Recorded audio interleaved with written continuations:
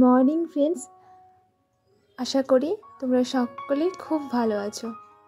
চলে আসলাম আরও একটি নতুন সকালে নতুন আরও একটি ব্লগের সাথে। আর আশা রাখি তোমাদের অবশ্যই ব্লগটি ভালো লাগবে। ওই যে পিঠে পুলির দিন আমরা এসেছিলাম মা আমি, তো আমরা যেখানে ভাড়ায় থাকি মানে বাজকুলে। আর ওই পিঠে পুলি উৎসবের পর থেকে তার পরের দিন এই ব্লগটা আমি সকাল সকাল শুরু করে দিয়েছিলাম। তো সকালে সবার আগে উঠে এই যে কালকের একটু পিঠে ছিল, তো সেই 3 পিস পিঠের মধ্যে 1 পিস আমি খেয়েছি আর 2 পিস আছে মা আর ছেলে খাবে। আর না, আমি খাইনি, তোমার দাদা ভাইয়ের জন্য রেখে দিয়েছিলাম। আর 2 পিস ছেলেকে আর আমার মাকে দিয়েছি এখানে।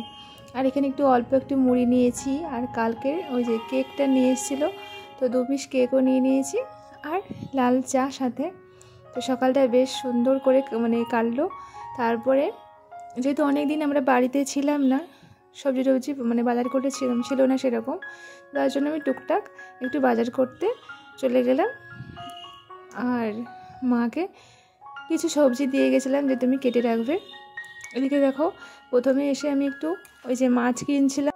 আর এই সকালে বাজার আসলে ভীষণ দেরি হয়ে যায়, ভীষণ ভিড় থাকে। তবুও কিছু করার নেই, যেহেতু মা এসছে, তো নিরামিষ এমনিতেই খাওয়া হয়েছিল কালকে, তো আজকের জন্য মাছ একটু নিয়ে গেলাম। আর মাকে এখানে বসে দিয়ে গেছিলাম সবজি কাটতে। এসে দেখি মার এখনও সবজি কাটা চলছে। আমি এখানে বারান্দা থেকে সবজি মাছ টাছ এগুলো দেখে দিয়ে আবার একজনের বাড়িতে গেছিলাম, অল্প একটু শাক তুলে নিয়ে এসেছিলাম ওটা দিয়ে এসে এখানে এই যে মা ছেলে বসেছি খেতে। একটু পরোটা নিয়ে এসেছি আর ঘুগনির সাথে, আর ওই যে 3 পিস রসগোল্লা। তো ছেলের তো খাওয়া হয়ে গেছে, মারটা আলাদা করে রেখে দিয়েছি আর আমারটা আমি নিয়ে এই যে বসলাম। ঘুগনিটা না ততটা বেশি ভালো নয়, মোটামুটি ঠিক আছে। ফুলকপি দিয়ে বেশ অল্প দেখছি মটর দানা দিয়েছে কয়েকটা ছড়িয়ে, তো যাই হোক নামেই ঘুগনি। ওইটা খেয়ে দিয়ে সোজা চলে গেছিলাম রান্নাবান্না করতে। তোমাদের সঙ্গে সেরকম করে হয়তো সব কিছু শেয়ার করতে পারিনি, কারণ মা এসে যেহেতু, তো তাড়াতাড়ি করে রান্নাবান্না করার চেষ্টা করছিলাম। আর এদিকে দেখো মাছটা তো ধুয়ে নিয়েছি, ধুয়ে লবণ হলুদ মাখিয়ে এখন এই যে একটু ভালো করে ভেজে নেব। আর ওদিকে মারও সবজি কাটা সব হয়ে গেছে, মা সবজি টবজি কেটে এখানে ধুয়ে রেখে দিয়ে গেছে। আর মা আসলে এটা কিন্তু বেশ আমার সহজ হয়, সবজি টবজি ধোয়া বা চাল ধোয়া এগুলো মা করে দেয়। আর আমার ওই জলে হাত দিতেই ভীষণ সমস্যা হয়, ওই যে অ্যালার্জি আছে, তো জলে হাত দিলেই হয় চোখ চুলকবে, না হলে ভীষণ ঠান্ডা লেগে যাবে, হাঁচি হবে ওই রকম।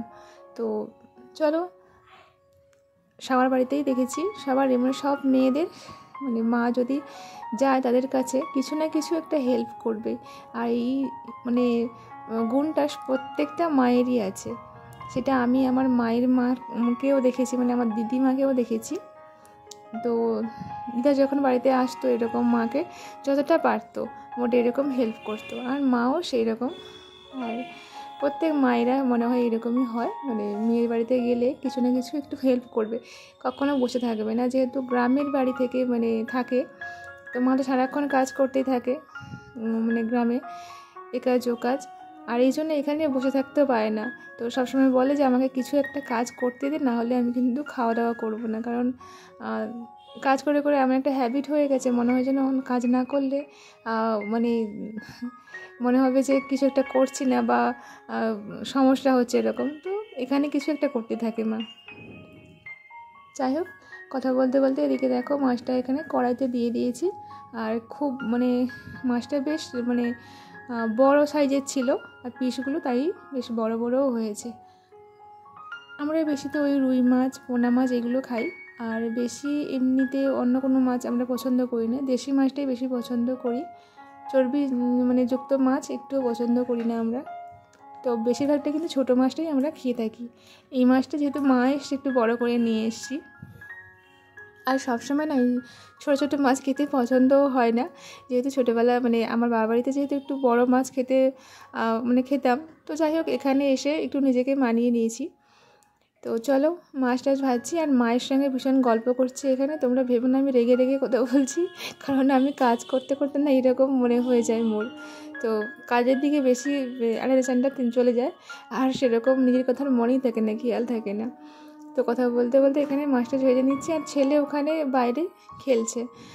আর দিদা আসলে আমার কোনো সমস্যা নেই, কারণ আমাকে বেশি আর বিরক্ত করে না। দিদার সঙ্গে কথা বলা, মানে খেলাধুলো সব কিছুই করতে থাকে।